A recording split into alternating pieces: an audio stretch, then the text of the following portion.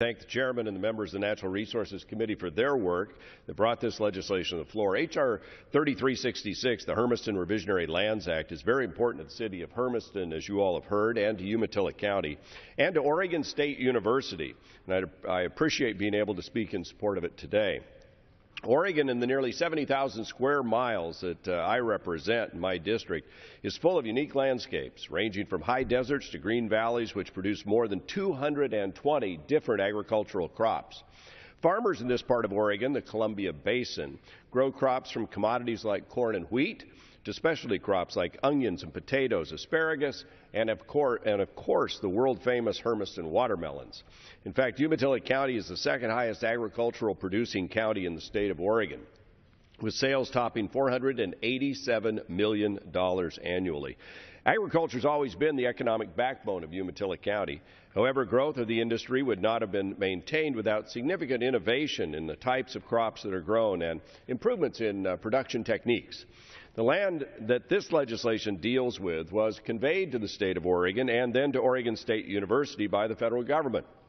It's the home of the Hermiston Agricultural Research and Extension Center, capably and ably managed by Superintendent Phil Hom, who we've worked with closely on the legislation. Now, this center has fueled these innovations that help growers in the region maximize use of precious water, fight off new pests and diseases, and achieve record-breaking yields. This common-sense legislation simply places the home of the research center back fully under control by removing the retained revisionary interest.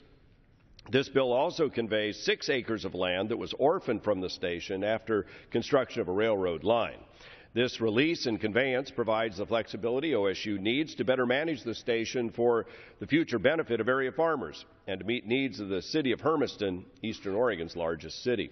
And when this land was originally conveyed in 1954, Mr. Speaker, the Hermiston population was less than 4,000 people, and the research station was located well out of town. Today, with a population of 16,745 people, the research facilities now lie within the city limits of Hermiston, presenting potential challenges to growth in the future. Now, despite economic and population growth the last 60 years, the needs of farmers have not changed much. They still rely upon the quality work and research done by the researchers at the station to grow top-notch crops and create jobs in the region. Unfortunately, as station managers try to plot the path for continued viability of the station as the city continues to grow, they found their hands tied by the reversionary interest the federal government maintains over the property. Common sense opportunities that could generate additional revenue for research, like siting a cell tower on a small portion of the property that can't be farmed, are passed over because of these government restrictions.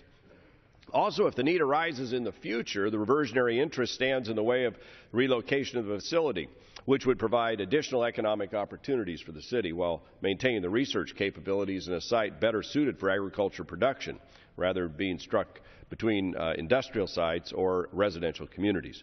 By removing the reversionary interest, H.R. 66 removes these hurdles and provides opportunities for economic and job growth for the local community, which is why it's been strongly supported by farmers in the area, the city of Hermiston, Umatilla County Board of Commissioners as well.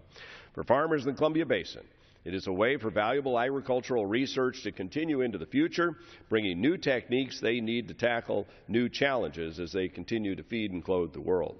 And for Oregon State University, it provides the flexibility they need to ensure they continue their mission of providing the quality research they've provided for the area for decades. I again want to thank the staff on the committee, my own staff, Riley Bashew and Thomas Griffin, for their work on this legislation. I'd ask my colleagues to join me in supporting this important piece of legislation. I yield back the balance of my time. The gentleman from Oregon yields back. Gentleman from Washington.